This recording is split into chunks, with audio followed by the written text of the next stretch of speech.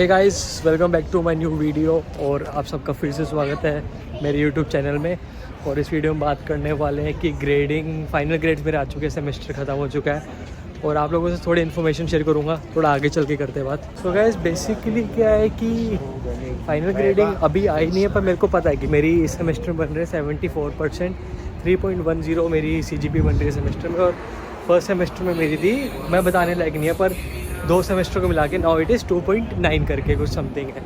तो अब लोग बात करते हैं कि ग्रेडिंग कितनी आसान है, सब यही पूछते हैं कि टफ़ कितना है UCW। तो इस चीज़ अभी जो चीज़ बताऊँगा ना, उससे आप बोलोगे कि बहुत ज़्यादा टफ़ है। तो गाइस, सबसे पहले जो सबसे बड़ा रोल प्ले करता है वो है ग्रेडिंग के मामले में आपके प्रोफेसर्स, क्योंकि UCW एक वन ऑफ यूनिवर्सिटी है जो आपको अलाउ करती है कि अपने प्रोफेसर खुद चूज़ करना सब्जेक्ट के हिसाब से। तो अगर आपको ग्रेडिंग की टेंशन है तो डिपेंड्स अपन प्रोफेसर की, उसका पेपर लेने का स्ट्रक्चर क्या है, उसकी ग्रेडिंग कैसी है और वो कितना लीनियंट है क्लास में, सब डिपेंड करता है कि प्रोफेसर कौन सा है। तो ग्रेडिंग वाला सीन ये रहा कि मेरे को इस सेमेस्टर में एज सच 2 प्रोफेसर अच्छे मिले और अकाउंट्स वाली अच्छी नहीं मिली, तो मेरे ग्रेडिंग बहुत उसने नीचे गिर दी, जो कि मैं C+ पे गिरा मेरे को उसने। मतलब एक होता है C plus B negative B+, ऐसे करके चीज़ें होती हैं। तो उसने मेरे को C+ पे गिर दिया। और अगर मैं सिर्फ बता रहा हूँ कि 20% के असाइनमेंट्स, 25% के असाइनमेंट्स में मेरे आराम से 75% नंबर आए हैं। वैसे क्विज़ ख़राब गई, उसकी वजह से इसने मेरी बहुत रेटिंग ख़राब कर दी। और इनका ग्रेडिंग का सिस्टम इतना ख़राब है, आप उम्मीद लगा के बैठोगे कि अभी तो 25% के असाइनमेंट बाकी है और मैं ईज़िली क्वालिफाई कर जाऊँगा, पर नहीं। वो 25% में से अगर आपके 70-80 भी आए ना, तो अभी आपके 2-3% ही बढ़ेंगे, क्योंकि क्यूमुलेटिव परसेंटेज के हिसाब से नंबर पढ़ाते हैं। एज सच इनका कोई ये नहीं है कि 25 है तो आपके 25 में जितने आपको प्लस कर दिया तो वो कैलकुलेशन करके, नहीं, ये क्यूमुलेटिव के हिसाब से बनाते हैं और क्यूमुलेटिव के हिसाब से थोड़ा गंदे तरीके से चलते हैं।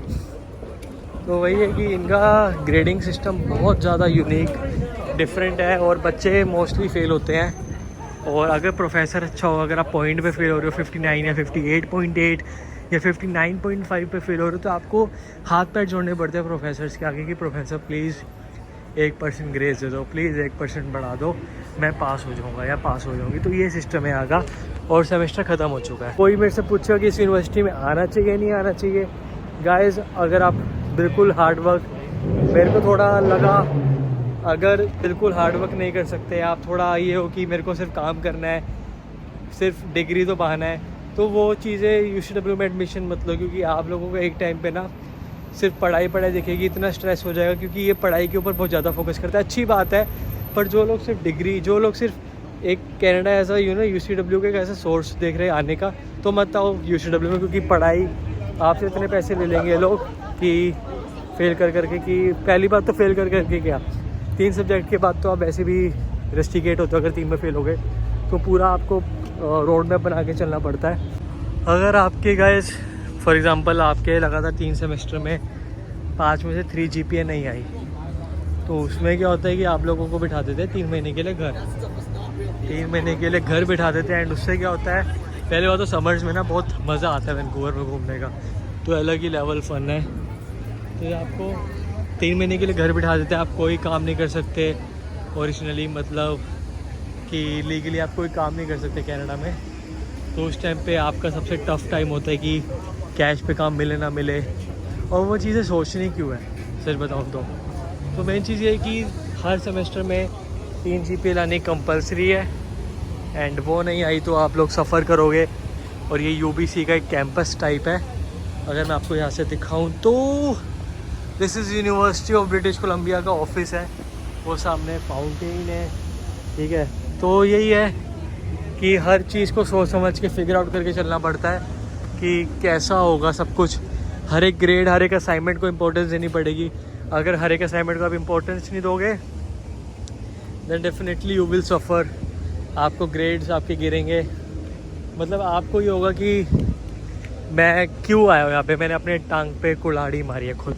यहाँ पे गर्मियों के टाइम पे ऐसे ऐसे कार्निवल लगे रहते हैं, तो it's a kind of carnival, थोड़ा मेला टाइप लगा हुआ है, कपड़ों की स्टोर्स वगैरह जैसे इंडिया में लगता है ना, मेले मुल्ले लगा के बैठ जाते हैं, ऐसे ही यहाँ पे सिस्टम है।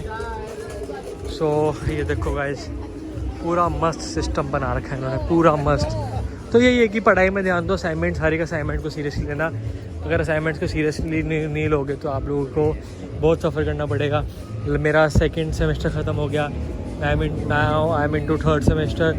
अब लोग पूछते हैं कि फ़ीस का क्या सिस्टम है, निकलती भाई थर्ड टर्म की आधी फ़ीस निकल पाएगी, आधी भी नहीं तो आपको एक कोर्स की फ़ीस निकल पाएगी, तो कोर्स की फ़ीस का आपको जुगाड़ करना पड़ेगा, क्योंकि इस टाइम पे रिसेशन के चक्कर में जॉब्स की इतनी फैसिलिटीज़ है नहीं।